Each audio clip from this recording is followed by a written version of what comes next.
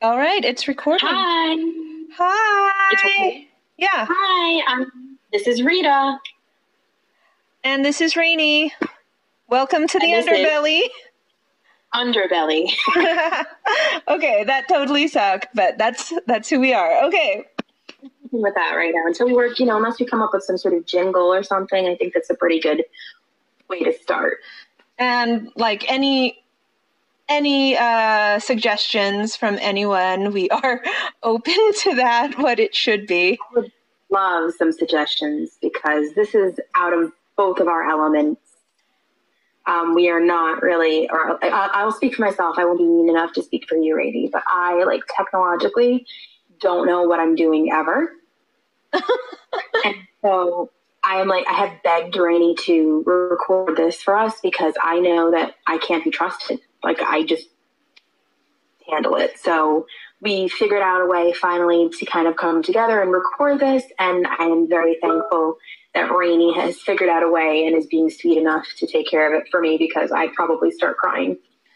Oh, the whole setup. I was stressed out. I was totally sweating. I was like, okay, this is why I didn't work out today because I knew this was going to be coming. But here we are, and we are going to talk about how we met. Oh, it's our how we met story. Should I give a little overview about our station? Should I talk a little bit about what we're hoping for our little podcast? Sure, go for it. You're the creative side to this. Oh, shut up. You're plenty creative. But I'm really excited that we're doing this because I think that we are crazy in No, just go with that. We're crazy. Because I think that we bring up a lot of good points about the things that we talk about. And I think that we always have really interesting conversations. And I hope that other people think that they're interesting too. And then it starts other conversations with other people. But I think we have very unique points of view on writing and reading and pop culture. And I think that we started realizing that we had something to say because of the kinds of conversations we were having about things like Bachelor in Paradise to things that were, Oh, you mean like why everyone loves real, but we just recoiled like an angry cat from it. Right, exactly. So I think that we just kind of wanted to create a place where we could talk about, writing, and we could talk about the different kinds of books that we were reading. We'll get into that a little bit later, like the good books that we read versus the bad books that we hate read, that we read and know that they're shit, but enjoy reading them because of the dissection and the tearing apart that we do after. I'm looking at you, R. Lee Smith. What? I'm looking at you, R. Lee Smith, totally going to be part of that. Because I just feel like that really started our hate reading, and then we got into, oh God, we'll get into it. I'm so excited. But, and then just talking about our everyday relationships and our ridiculousness, as well as the TV shows and whatnot. So I feel like this is going to be fun. And hopefully the listeners, if we have any, will agree that it's fun and we'll continue to listen because we are fucking insane and in the best way possible. And I'm very lucky to have found someone like Rainey to enjoy craziness with. Hey, you know what? My mom is totally going to be listening to us, so we have one. I mean, my mom will listen too, so I guess it's two. I guess. And then I'm just going to start I'm a teacher, so maybe I'll start giving. No, I can't have kids listen to this. Never mind. I said I'd give extra credit for people to listen, but that would be a walking lawsuit. Well, we're planning on swearing on this podcast, right? So, amongst other things, so I think it's probably a good idea to not do that. But I mean, maybe I can get my sister to listen to it. Except I probably want to bitch about my sisters. That's probably not a good idea. Innocent people will be given false identities for this, for sure. Right. Correct. Yeah. She'll know when I'm like, my sister's a bitch. So she can't have this, but whatever. But, so should we talk about how we met? Yes. Love We. affair, how it all began. Oh, yes. It's the most amazing love affair ever. I actually fell in love with Rita's writing, and I sent her a note saying that, oh, you're totally talented, and I like your writing. And after she decided that I wasn't crazy, she's like, oh, here, let's talk on Twitter. And then it went to, I think, like exchanging uh, text messages. And now it's more like, hey, bitch, did you catch what's on Bachelor in Paradise? And oh, wait, a lovely one of, I will cut you if you do not catch up on Bachelorette right now. Yeah, I'm also feeling a significant amount of angst right now that you're not catching up on that book series I told you about, but we'll get to that later as well. You bitch. Anyway. There you go. See, totally functional. And we're also at this point, too, where, like, Rainey lives in California, I live in New York, so we joke about how we're East Coast me and West Coast me. And really, honestly, like, there's so many similarities between the two of us that it can kind of get a little creepy. Not creepy, but... I'm still... I'm still not quite sure that we haven't met in, like, a time warp or something, and, like... I don't know, we're gonna find Utah you and, like, poor, sad Texas me somewhere. Yeah. No, there's definitely more of us out there. I just think that we're probably the best version. But... Hey, you know what? Texas me is probably getting really insulted right now. Texas me is gonna be awesome. Oh, shit. Probably. But, we've got ourselves. If there's anybody that's exactly like us out there, let us know. There's other versions of ourselves. So, we can all come together and just do this colony. Yeah. So that's how we met. I remember it fondly, and, considering the fact that I got messages from people more often than not that, could barely string a sentence together, let alone have any real interest in talking to me about what I was writing, like actually what I was writing, having a conversation about that, struck me. And the conversations that we had after, like we already kind of referred to before, were just on another level, so the ship grew. Oh, yeah, I think, like, the one thing was, like, oh my god, this is everything that 50 Shades wanted to be, but wasn't, because I'm not afraid of your hero, and I don't think he's going to skin the heroine and wear her head as a trophy. And instead of being frightened, Rita goes, oh, that's so sweet. That is, like, a very high compliment for me, to be honest with you. So, yeah, I mean, we kind of get each other, or we definitely get each other, and we get each other's taste on reading, and more often than not, agree about what we're reading together. So I'm trying to think if we read anything before our horrendous book series, but I will say that both of us are teachers, and both of us are very, very interested in reading and writing, and 99% of the time reading quality books and classics and things that we enjoy and think are good, and spending our time that. Somehow, and Rainey, do you really remember the origin of this? Like, was it just that we just fell into Arlie's book? Or what exactly happened? I don't remember. Okay, I don't know how we started. I definitely remember you asked me if I read that a Deviant Alliant series, the one that I was like, I'm not going to read that because I finished Hunger Games, and I've heard that's just a knockoff Hunger Game. And you told me not to read it because of the third book, and then you just went ahead and spoiled it for me because you were saving me. You're like, I'm going to dive on this grenade and save you. Yeah, we're big spoilers. I was like, oh, well, fuck that. Sorry, huge spoiler. Don't read the Deviant series because she dies at the end. Like, what the fuck? Can we just take a second to talk about that? What the fuck is that? If I actually think I didn't read third book. I found out that happened.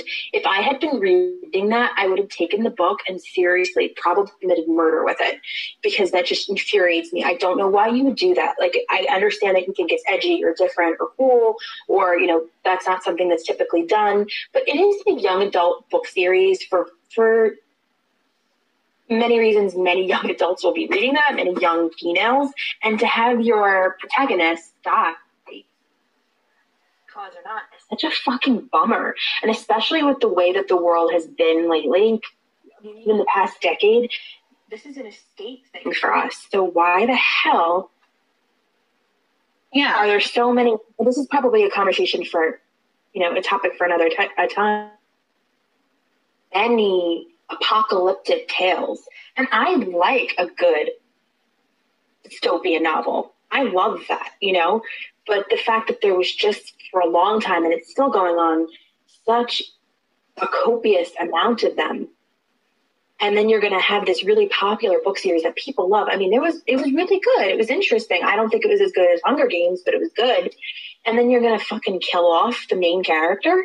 I mean, okay, I am not someone who doesn't think that a main character in a series can't ever be killed. Like, go ahead, you know, do that. Like, we watched Game of Thrones, and oh god, I cannot wait for our take on Game of Thrones. But, you know, Ned died, Robb died, and their deaths were meaningful.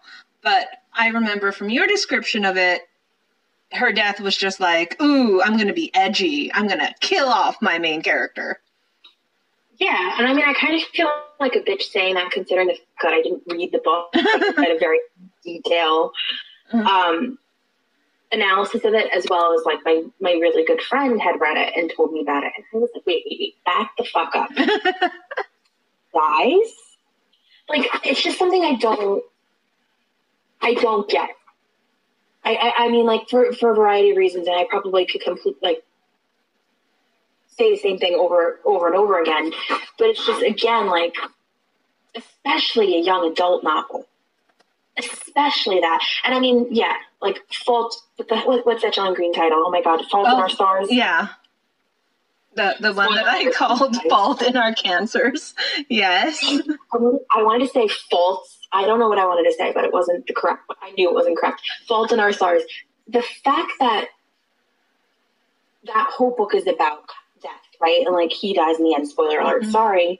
Again, I didn't really read it because I hate John Green, but yeah, I think we're gonna just have to put our pin in my feelings and your feelings for John Green at a different time. I just felt my blood pressure go up. I swear to God, I hate him. But okay, so I get that there are young adults, right, that are going through hard times and have real problems and have real issues and probably can't relate to the typical happy-go-lucky young adult novel, or the young adult novel that has a female protagonist and a real broody guy that just hangs on the sidelines until she notices him, whatever. And I think that there should be a diverse, choice for them and everything. But at the same time, I remember being like, there was no real reason for her to die. Whatever, I'm getting angry thinking about it. I really am. But so that started, I told you to read that? Yeah, you were like, don't read it. I am going to jump on the grenade for you. Don't read it. And I was like, oh, good God. I do not want to start reading a series, get attached, and then, like, have to, Ever fucking die. No, I mean, okay, to be fair, I am someone who read, like, Anne of Green Gables as a young girl, and, like, I started crying hysterically when Matthew died. And then I remember, like, reading The Secret Garden and finding out that Dickon died at the end, and I started hysterically crying, and, Who died in the Secret Garden? Dickon, the boy who can talk to animals. Fuck, I forgot about that. I love how you, like, enunciated. Fuck. Yeah. I forgot about that. And I loved The Secret Garden. And I was just only thinking about it because I think it's the movie version is currently up on Netflix. I completely forgot about that. And I hate you for reminding me. I'm sorry. Yeah, like I remember, like, I think I read both stories in like summer, and my dad is like, "What's wrong with our daughter? Why is she crying?" And my mom's like, she's upset that Matthew and Dickon died." And he's like, "Who? Okay, I think maybe we should stop letting Rainey read right now. Just go watch TV." I was reading Flowers in the Attic, but I could digress. I was happy when people died in Flowers in the Attic, actually. Yeah. Well, oh my God. I'm just sitting here like I'm so mad right now. And I'm thinking that, what I think that bothers me about the dystopian novel, like I'm going to kill off a character shit, like that happens in the Divergent series, is that most of the time, like, the characters walk around. So, like, and this also happened with Katniss in Hunger Games, where she walked around and, like, everybody always hated her. Do you remember that? Like, people were, like, what was his name? Haymitch is like, you don't deserve him. Oh, yeah, you don't deserve, PETA. Yeah, you don't deserve PETA. And, like, she walks around and she's always like, this person doesn't like me, or like this person, and I know I'm not good enough for this, and I know I'm not. And the same thing with Triss, right? In those books. And it's sort of like these protagonists that they felt like they had to make as tough as nails, right? And they walk around and they're doing all these really, like, difficult things, these challenging things, and especially if you even want to bring this up as women, right? And it's like kind of fucked up in a way. Like I kind of think it's funny. I think it's their answer to female protagonists in other stories always being loved wherever they go, and like people, falling over themselves. Like you got like 10 people in love with them.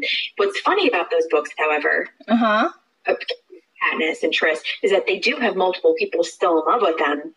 What's different is that the authors try to painstakingly make them unlikable.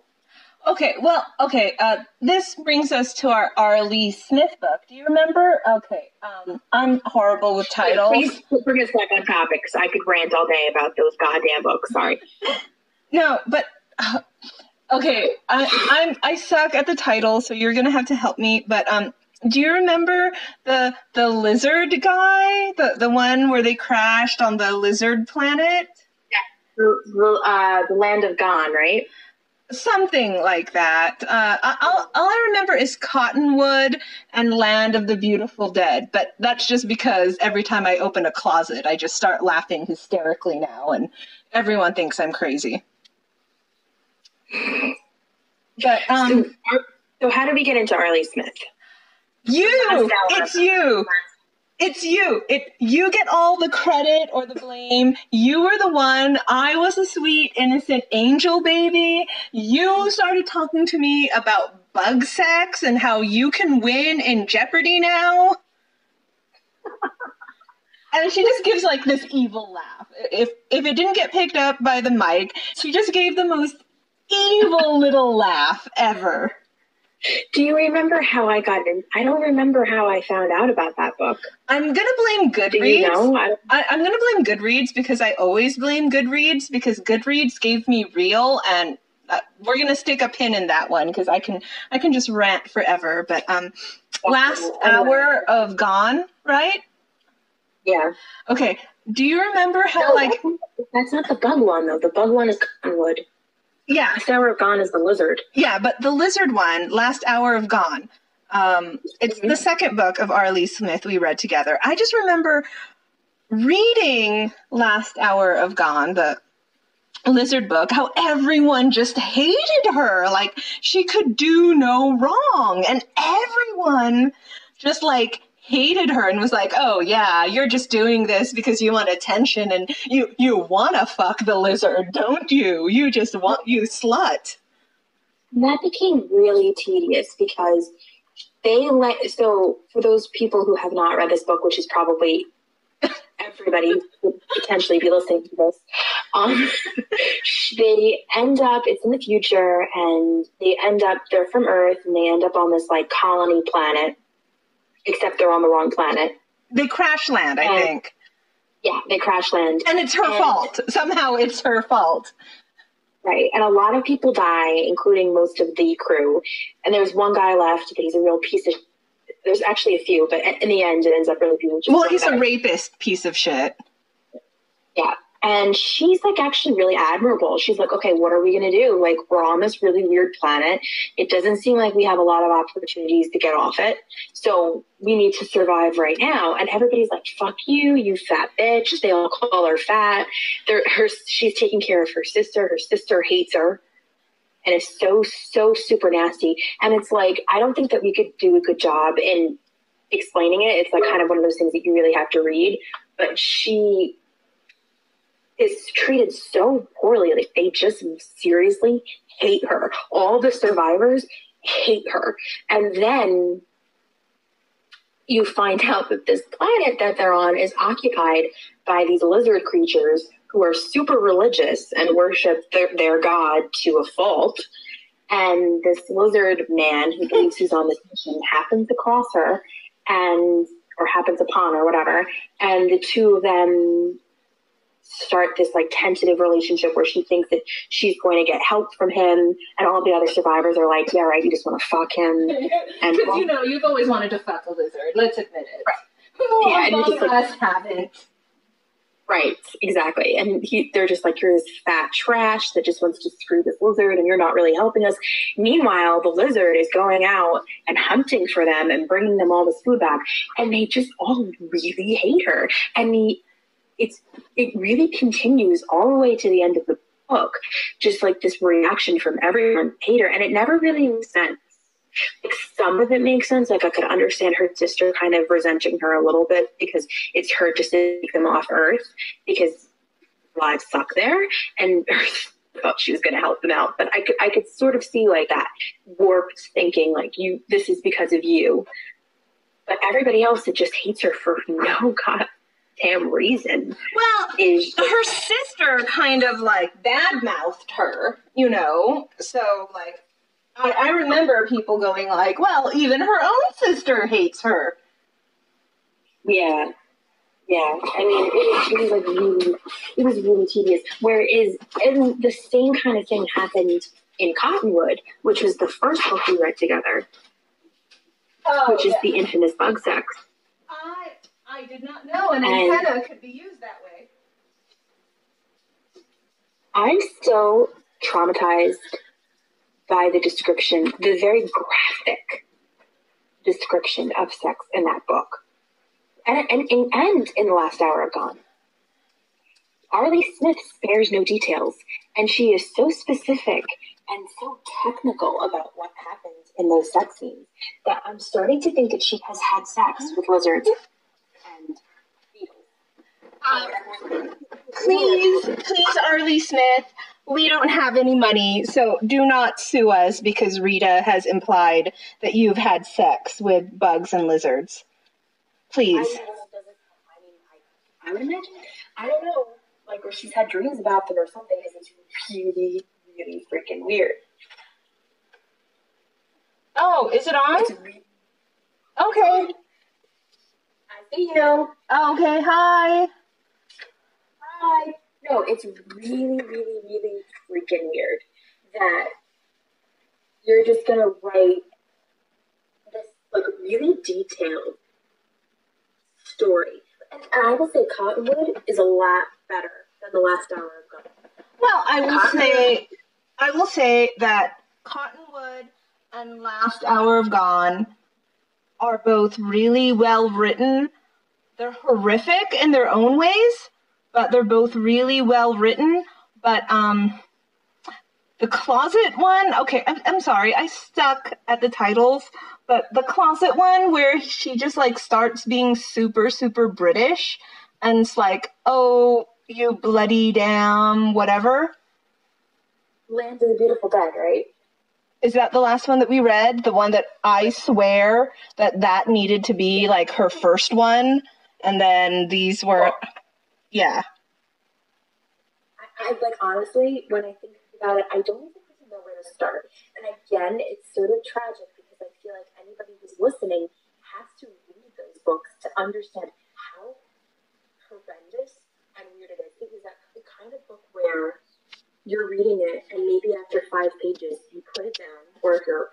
it on your Kindle or whatever, you look away, and you're like, did I really just read what I think I just read? Was that real? Like, that's literally how I felt every book that we read. And yet, wait, you read 4 of hers. Okay, we read Cottonwood. We read... Oh, Heat! Heat! Heat is the one that I keep on forgetting that we read. Yeah, and I think Heat was her very first that she wrote, right? Or something like that. And it's funny because when you go back, you can kind of tell. However, and this is something else we forgot to mention about her books. They are very sadomasochistic. You know what I mean? Very S&M themes, like the heroine is always bloody. She's always bruised. Like the sex hurts her. Well, there's always like a rape scene. Yes. And especially in Heat, that's why I bring it up now that I think about it, is basically an entire novel about alien rape. He gaslights her too. He like convinces her that like, no, this is what you want. This is what you've driven me to do. He abducted her though. Yeah. Because there's 2 guys in it. We could probably go on. But like, this is what leads us to hate reading. Like, I think towards the end of Heat, and it took me so long to read it because I was still trying my best to be like, okay, I thought Cottonwood was well written. I thought Last Hour of Gone was well written. So I tried to like really force myself to like read Heat, like read it word for word. But then Heat I skimmed. Well, I admit I just started like freaking skimming Land of the Beautiful Dead. Except then I regretted it because you're like, nah, bitch, she's just started reading, like speaking in like British out of nowhere. And I'm like, the fuck? They're in England? No way. Yeah, but not even just, she's like super cocky, which I don't know where that comes from. She just be like, bloody hell. And we're like, nah. And she used that vernacular, and it was just really out of place. And I don't really know what Arlie Smith was doing with that book. It's funny because it kind of makes sense that it's her first one, because if you look back at it, it was not very readable. It was a struggle to get through that book. So it comes to the question, Rainey, why do we hate read? Why do you think you hate read? Because I give in to peer pressure and you have a stronger will than I do.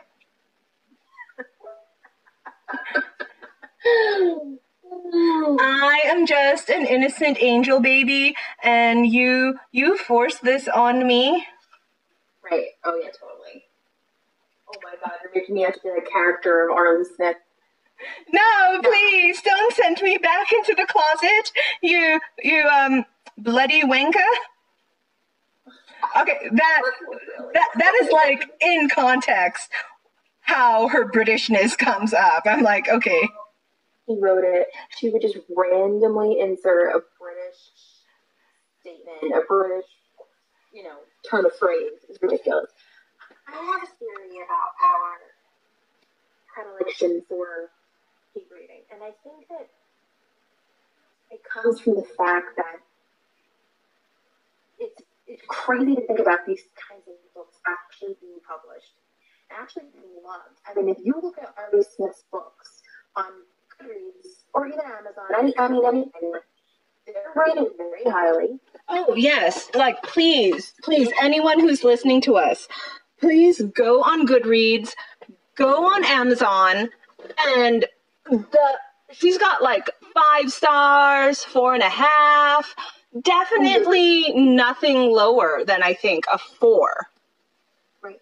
And the reviews, like the way that people write about them, is insane. People absolutely love them. And, we're not going to get into Real today because Real could be a whole episode of itself, but I can't even think of the author off the top of my head. But Real was so popular, and Real was a book that everybody was talking about.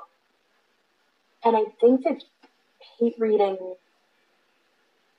is so much more. For some reason, I don't know. Like we've read good books and we've praised them and we've had fun thinking about how cool the protagonist is or how hot the guy is in it or how good the writing is. But there's something a lot more satisfying in reading a book and being like, holy shit, this person sat down for who knows how long crafting this character, and people out there read this and said, yeah, you know what? I think he's hot, or I think she's amazing. And these characters are frighteningly terrible. No. Oh, God. Okay, do you remember going on DeviantArt and sending me, like, pictures of tributes of people from, like, Heat and Cottonwood and Last Hour of Gone, and I'm just like, why are you, number one, why are you sending this to me? What have I done to you? Have I hurt you? And then, like, no. And then you put it in my head too, like, can you imagine the hours it took to make this? Because some of it was, like, really well done. I think it's probably like, I don't know, because I know that people are, that's like always like the comeback, right? Like on boards for books, on message boards for books or message boards for movies. If you didn't like it, or, you know, if you knew you were going to like it, why would you write anything? Why would you say anything about it? Why are you talking about it? And I think there's something like really messed up from that viewpoint. I think you should, and certainly from writing myself, right? You know, I get a lot of shitty feedback. And you know, sometimes it's with merit, sometimes it's without merit, sometimes, you know, it's constructive, sometimes it's not. But I think that, like, we do a good service in pointing out, no, wait, Real has some really complicated, fucked up elements to it. Books are good in their world building, and some of it is very readable and some of it has merit, and then there's other things like, holy shit, we need to draw attention to how heinous this is. Like, what was she thinking? I'm gonna write a really detailed scene about a fucking lizard taking advantage of this girl who's, you know, lost her home and is called fat by all these people and is hated by all these people, and everybody blames her for everything. Like, things, you know, go missing at camp and they blame her. Somebody falls, they blame her. Like, everything that could happen.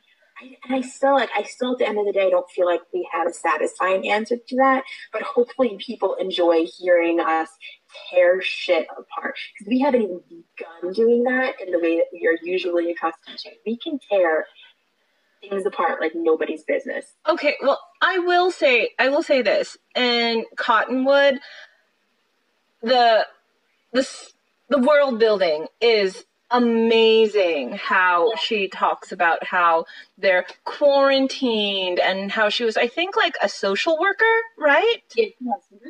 It was very District 9. If anybody has seen District 9, it was very much like that.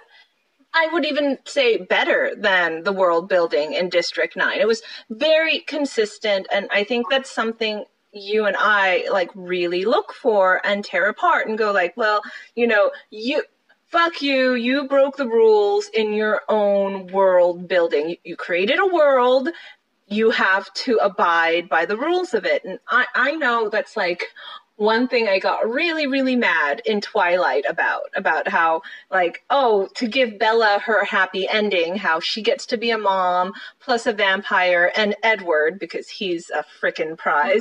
How Jacob. Yes. Nicely, right? He has somebody that he loves him back. That poor, pathetic Renesmee. Oh, yeah. We'll stick a pin in that one, too, about my issue about, like, you're, like, cultivating your own little child bride there, Jacob. But anyway, yeah, I mean, as much as I thought Twilight was poor writing, up until the final book, I did respect, air quotes, Stephenie Meyer's world building. It made sense. I agree. You know, I never really thought about it that way. You know, as like growing up, the books that I read, I mean, I don't even know what genre to refer it to as, but like it never really required world building. Mm-hmm. I never really read books until Twilight that were real supernatural or had some sort of element that needed to be explained or crafted or anything like that. And I will admit it with a lot of guilt that I enjoyed the Twilight series because how old was I? I don't know, but I was a lot younger, obviously. I'd even out. Mm-hmm. I was in high school.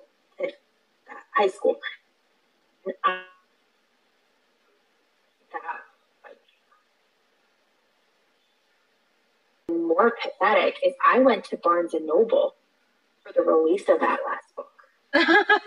That's not pathetic at all. That is not pathetic at all. I have cosplayed with my cousins to go. Uh-huh.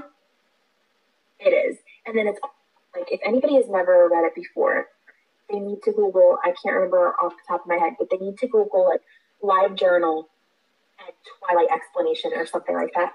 And this person who used to be in the Mormon faith. See, I'm getting too detailed now with this, but I can't. Who used to be a Mormon, wrote this whole analysis of Twilight. I think I might have shared it with you in the past. I think you did. And it was through the lens of a Mormon. Uh-huh.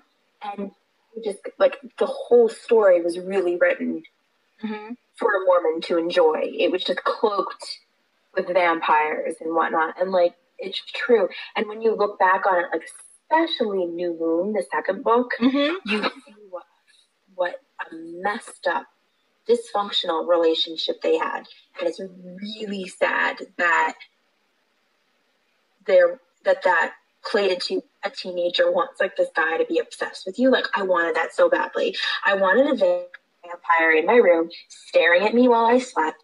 I wanted a vampire to make decisions for me because I was like, I can't make decisions myself. Please decide whatever you need to for me. I will totally go along with it. That's really honestly where my mindset was, and that's not healthy.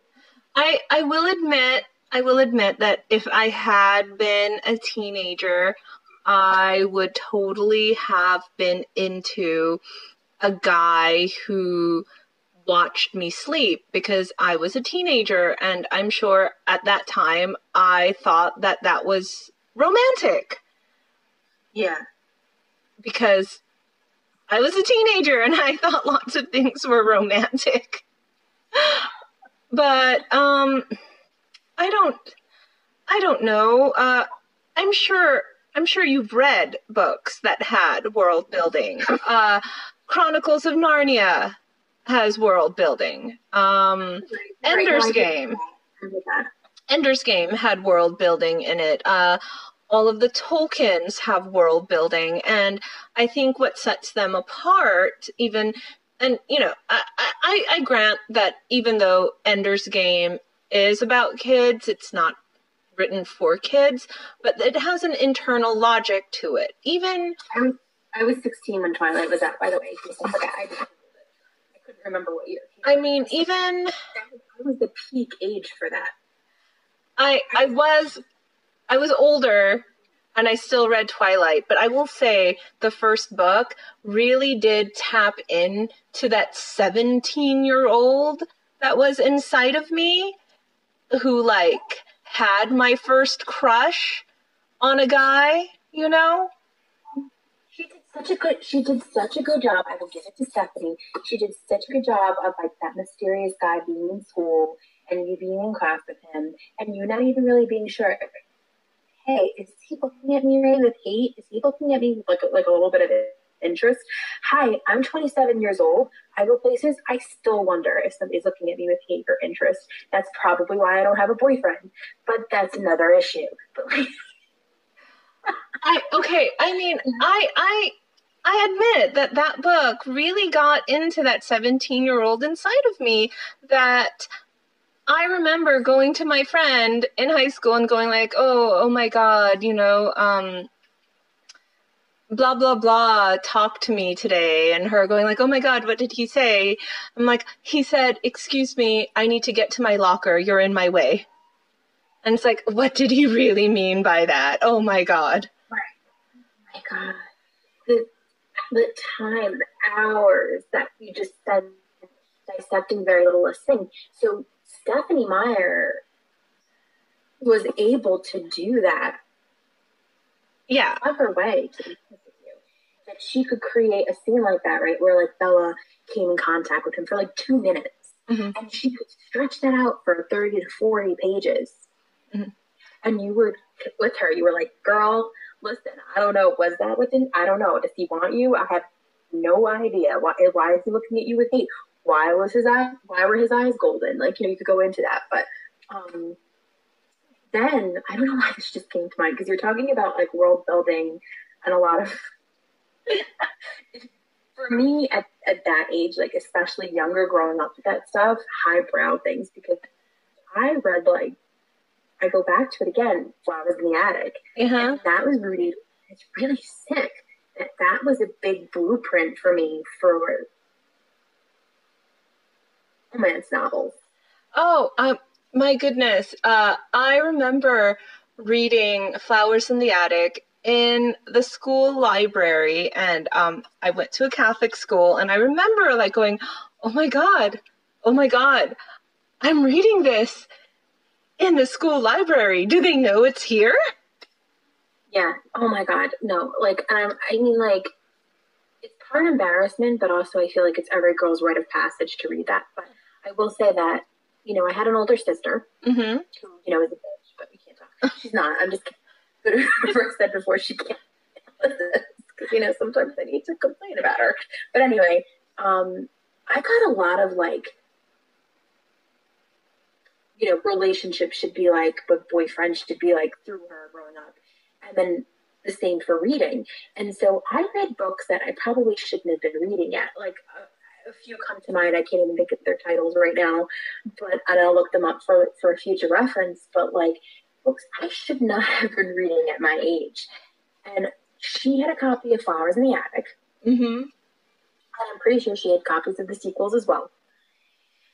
And I remember, and I'm saying, like, I read other books too. Like, I read grade level appropriate books. But I would say that Flowers in the Attic was probably the first, dare I say it, romance novel that I ever read. Mm-hmm. Because the book in grammar school, because I definitely remember reading in grammar school, because I used to call up my friend on my cord phone. It was mine. I would call from, the kitchen when no one was around late at night. And I would have the copy of Flowers in the Attic. And I had, like earmarked. The good parts. And I would call her and it'd be like, okay, the dirty mattress in the attic. Like, that's literally what I did with that book. I mean, it's really kind of warped. But I would say, honestly, like, other books that I was reading at that time and going to the school library and getting out, that was the first romance novel, probably.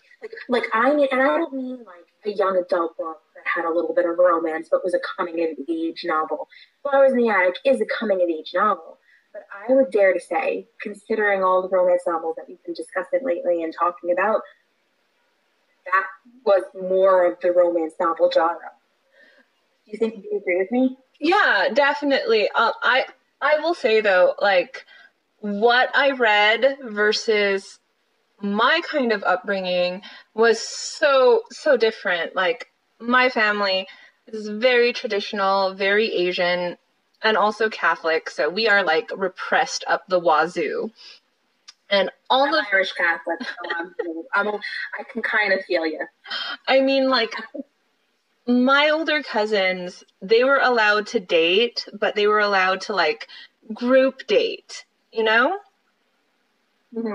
So it's like, okay, if you want to go see, you want to like go to a movie with this person, you're going to have to like do the little song and dance and say, oh, mom, dad, we're going to go with a group of friends and we're going to meet up there. So that kind of thing. You weren't like allowed to like date until you were in college. So it was like, oh, very repressed, very, very, very proper, very Catholic. And then I remember going through my mom's bookshelf and like, behind her French Lieutenant's Woman, Gone with the Wind, Thornbirds were like some Harlequin novels, and they're like the Thornbirds is a glorified Harlequin novel, but I digress. Go ahead, sorry. Yeah, like I read those, but like I think they're still a little too subtle about what was going on, And then like in the school library, I was reading like Sweet Valley High, who that totally yeah, and then when I stumbled on Flowers in the Attic, it was like, whoa, what's going on here? Yeah, and I would say that DC Andrews, God love her, God rest in peace, was really like, she was euphemistic about the scenes, but you knew what was going on. Yes, I mean, not as glossing over it as Thornbirds or Rebecca. Rebecca was another book that my mom had. Love Rebecca. See, we can read good books. We know a few books, you know what I'm saying? The Flowers in the Attic, which I actually will stand by it and say, it was a good book. Was it like intellectual? I don't know. I mean, it had. We can get into this so deeply, but it had parts of it that were really deep. Mm. It had parts of it that were really sick. I'm going to say that for a girl who, I grew up in an Irish Catholic family, and we didn't talk about sex. Like, I still, sex might as well not exist around my family. But I will say that I had older siblings, and by the time that I came around, my parents were a lot more lax about what I was allowed to watch on TV, and they weren't really paying much attention to what I was reading. So you mean you did not watch the Cinemax channel as low as possible when you find out on the TV guide that the movie version of Flowers of the Attic was on, and you always like looked over your shoulder going, what is that? What is that? I wish I could say that my Cinemax viewing was as purposeful as cool as I just was like, it wasn't even really just like a sexual thing, like, oh, this is something that's turning me on. It was something like I was curious. I was just dreadfully curious about the whole thing. And you're going to laugh at me, but I used to do Irish dancing. And like every Tuesday, like clockwork, I went and I did, exactly what you would picture. I had the soft shoes, and I also had the hard shoes that, the wooden shoes that would click when you danced and everything. No, you're going to laugh because I was so incredibly perfect Asian child. I did ballet, I did violin, I did piano, and I did the cello, all because it would look great in my college application. And so my big thing was the Irish dancing. I did that and I did voice lessons, but Irish dancing, I started young. And I loved Buffy the Vampire Slayer. Now, these two things, that as I bring them up, do not seem related, but I promise they are. Buffy the Vampire Slayer used to come on Tuesday nights. Mm-hmm. I was in grammar school, and I don't even want to look up the year because it's probably going to depress me, but I was really young. And really young. Probably shouldn't even have really been watching it. And I'll never forget that the first season, and think about it though, this show was made and geared for probably girls about my age and my sister's age. My sister's like 9 years older than me, so you can see kind of that whole gap. And I watched it faithfully, and the whole first season, for anybody who hasn't watched it or doesn't know about it, is about this girl who's obviously out there to slay vampires, but she falls in love with a good vampire the first season, and she lusts after him, and she wants to be with him, and he's elusive, and he doesn't really explain why. Hey, that's David Boreanaz in his prime, lady. I will fight you. Well, he's like, whatever. He's in the shadow all the time, and he sometimes comes and protects her. If you want to talk about Twilight, like that was a huge inspiration, I'm sure, for Stephanie, because, you know, sometimes he seemed really into Buffy, and then he'd be like, you know, fuck you, I'm out, and go into the shadows, and you wouldn't see him for a few episodes. You wanted to see him desperately. So anyway, at the end of the season, I believe, they finally have sex. Mm-hmm. He turns evil, and you find out that it was like some sort of whatever curse or whatever it was, that he couldn't find happiness or, you know, completion of that. He would turn back to his baser nature. Think about the message that sends to girls watching that. I mean, now... Yeah, don't give up your V card, otherwise he'll turn on you. Right. So I remember very clearly their sex scene together. And I remember watching it and being very confused because it was just like flashes. It was like hypnotic beating. Mm-hmm. You know, like the pulse, not beating of bodies, but it was that too. But you know what I mean? Like just every once in a while, just light flashing over their bodies. And I was so confused. And I was like, so this is what sex is. No, see, my grandmother used to babysit me when I was younger, and I would remember when Days of Our Lives would be on, because that's when I'm supposed to have my nap, and Days of Our Lives gave me much better sex ed than high school ever did. Gotta love Catholic education. It's so funny that you say that, because my great aunt, who was very much like my grandmother growing up, I would go over and she'd watch One Life to Live and she'd watch General Hospital. And the sex scenes back then were them like kissing and maybe holding each other. And then the next scene would be them under the covers having a conversation. Like that was literally probably the main idea of the whole scene. She would turn off the channel or turn off the TV because she'd be like, you can't watch this. That's how. And I'd be like, but they're literally just holding each other. She's like, nope, you can't watch it. It's sinful. Close your eyes. Like, she literally was like that. So there was that whole kind of weird, mysterious idea. And then I remember watching Buffy, and I remember they were just literally like running their hands up against each other and kissing and running their body.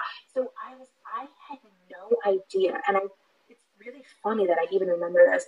I had no idea that there was actual insertion during sex. Like, I didn't get that something ever went into your vagina. I'm sorry, I didn't know that. I didn't get it. So Arlie Smith must have horrified you. I'm going to say that it wasn't until VC Andrews that I kind of was like, oh, especially, you know, the rape scene, the questionable sex scene, but the rape scene of the brother raping his sister, and she describing it as painful, that I was like, oh. Well, see, the thing about VC Andrews, and to bring this back around to Arlie Smith, this is going to make sense. This is going to make sense. I'm going to bring it home. Watch me bring it home. In addition to Rainey helping me with the tech stuff, Rainey is going to help me stay on topic. Okay. Remember Kathy going, it must have been my fault. I flaunted myself. Yeah, absolutely, 100%. And no. And you're leaving out the fact that she kisses another man. Let's not even get into the details. Like, you know. Spoiler alert, the book is like 1 million years old, but. She kisses her mother's new husband in his slumber. Sleeping, but he kind of knows about it, and it comes up later. And she's telling her brother about it. Like, I got my first kiss. And he is like, fuck that. And reacts quite strongly, wouldn't you say? Well, also, and to bring it back into Arlie Smith and everything, with every single Arlie Smith male protagonist having this, like, yeah, you know, I might be a bug, I might be a lizard, but, you know, I'm allowed to be, like, sexual. Christopher, the brother, has, like, almost an emotional, incestuous relationship with his mom. Oh, there's a scene, absolutely, Renee. He really loved his mother, and it comes up as a motif of Kathy replacing his mother for him. Yeah. It's a very clear scene in my mind of him being very upset. He's very upset. Into her bosom, she says, just like she's seen their mother do multiple times, and it comforts him. He turns to her because he can no longer turn to his mother. And Kathy's very, very happy that she can take her mother's place. And this is going to be my priorities. I found that almost more disturbing than what the mother was doing. Almost. I mean, yeah, this goes back to me being upset with Shia LaBeouf's hair more than his insanity. Yeah, I get it. My priorities are very odd, but I just remember going like, you're stuck in the attic, lady. Why are you like, yay, now Christopher's turning to me for the emotional support? Can I admit to being grosser? Oh. Because I'm grosser. I was really, I don't know the adjective, by the fact that Christopher was so in love with Kathy. Like, I feel that I've always really loved novels and stories that have shown someone to be that in love with someone, and perhaps that speaks to me. Like, I mean, that's an obsessive kind of love. Like, he loved her to death, really, in a way that maybe a person shouldn't love a person. Well, no, I mean, that whole, like, forbidden love thing, I mean, I have read mountain of questionable Japanese manga that doesn't even faze me anymore. But the one that really got to me was like all this like feminine rivalry between Kathy and her mother for Christopher. Do you remember in the next book? So in the next book, she has a child. With somebody who she's not related to. Right. I think we're gonna have to stick a pin for VC Andrews for another day. But I know, coming back. Let me say this. She very consciously makes a decision at one point in the novel to cut her hair exactly like how her mother always styled her hair. Do you remember that? Yes, definitely. And the whole, like, I am going after my mother's new husband to, like, oh, look at me. Like, Isn't it interesting that we began this conversation talking about Katniss and Tris and me bitching and moaning about how, even though they're really fierce and amazing role models, that, you know, everybody dislikes them, and then Tris has the audacity to bravely die in her story. And now we wind up talking about, you know, these spineless characters. Kathy, though. Oh, hi, Poppy. Kathy, I'll argue, okay, she was vindictive and spiteful. And again, I know it's a conversation for another day, but I just want to emphasize this, that she was also a very determined person, but determined in her own rage. Katniss and Tris were selfless. Like, they went out and they did things for and all the characters in R.L. Smith's novels, even though everybody hates that's what I was going to point out too. Like, I think that, okay, yes, social worker lady, I love my job, but even I am not that devoted to my job. A bug man tries to, like, feel up on me, that's it. I'm putting in my resignation that day. Lizard girl person, I love my family, but I am not going to take a hit and sleep with a lizard to have him hunt for us. I will learn to hunt. That day. I'm not even sure what I feel about Heat, but at least these characters did something. Things just didn't happen to them. Right.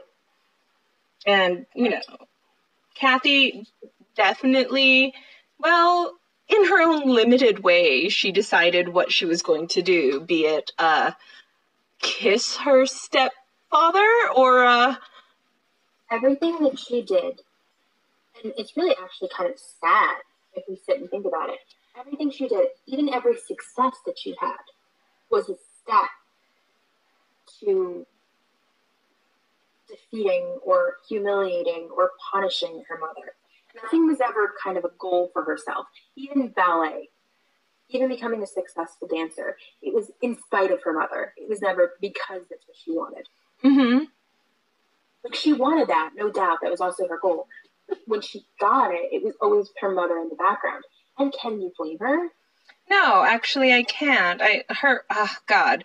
But, I mean, okay, we are going to have to do VC Andrews on another day because that, I have so many feelings for that. I have a lot of feelings for VC Andrews, too. I feel like that could be a very lengthy conversation because she's just like, yeah, but really complicated. But I think you got to figure out when ghostwriting kicked in and everything. But I think one thing definitely in hate reading is it's that you will not defeat me book. You will not defeat me. I am stronger than you. A sense of accomplishment, and also maybe like, wow, how did this get published? How did this get published? How did an editing team, an agent? Well, okay, self-publishing, I can understand how that got published now. And I would also argue that the two of us have kind of crazy schedules. So I'm going to be so bold as to say that a novel with a really complicated and messed up storyline is going to capture our attention a little bit more. Like, it's going to be a little bit more interesting for us to talk about. Especially if it's readable. If it's not readable, that's an exception. If it's something that we really can't even get through. Like, I just stopped reading that book I was just telling you about. What was it? Promise? I can't think of it off the top. Oh, no, Windflower. No, it wasn't The Windflower. It was the same author, though. No, it was Laura Kinsale. Oh, okay. Was it The Shadow? No, wait, you finished The Shadow and the Star. Yeah, no. I can't think of the title right now. The non-ninja book. It was the non-ninja book. And I was just like, no, it was the guy who had the stroke. He had the stroke. Okay.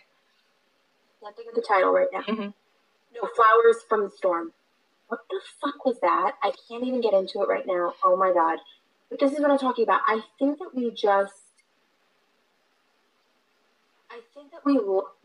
it's in both of our natures to critically analyze. And I hate to say that because it sounds pretentious and pretentious, all that stuff.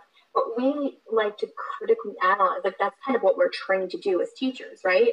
Mm-hmm. And I would say that that's how we approach what we read. And I think that a complicated novel that has really complicated themes and fucked up storylines, on one part we're like, how is this even published? How did this person write this? Who accepted this? Who's reading this? Oh my god, who's liking this? Who's rating this highly? And I also think that we kind of, from an academic point of view, like to totally decimate it because of that. And it's a little bit more interesting to read and analyze a book that has flaws than a book that we're just like, oh, I love it. No, because I was happy when we read the fairy book. That was actually a good book, and I liked it, and I liked the ending. It made me happy. I'm always happy. Thorns and Roses or whatever, right? Yes. I'm happy every time I read Elisa Klepis' book, and I know that she can be a little bit formulaic, but I think that goes with a romance genre. I'm just trying to, I love her, and I love, I love her. I'm just trying to justify why we spend our time reading and talking about things we don't really like. And I think that that's my best reason is that because from like a teacher, like, I don't even know if it's you know what I'm saying though? Like, it kind of is trained in us to read something and be like, what's problematic here.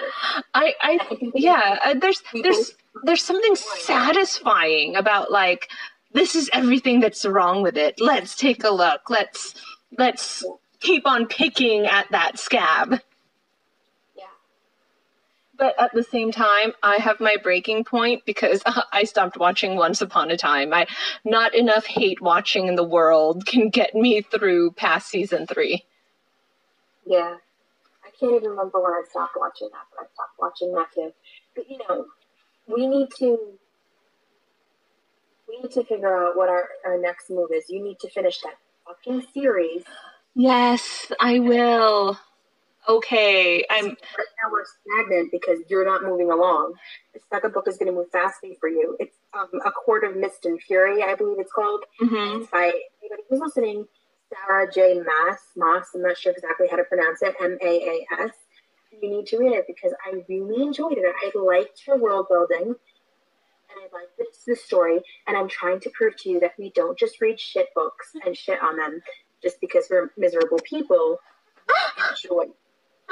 We enjoy reading, and we enjoy conversations. And I think that sometimes that's why it might seem negative of us to pick a book that kind of sucks or has struggles to talk about it, because I think we enjoy working out puzzles and working out problems. And that's the nicest way that I can explain why we enjoy them. Okay, well, I think this was a very fun first podcast. So, bye, everybody. I don't know why I'm waving because it's a podcast, but I'm waving.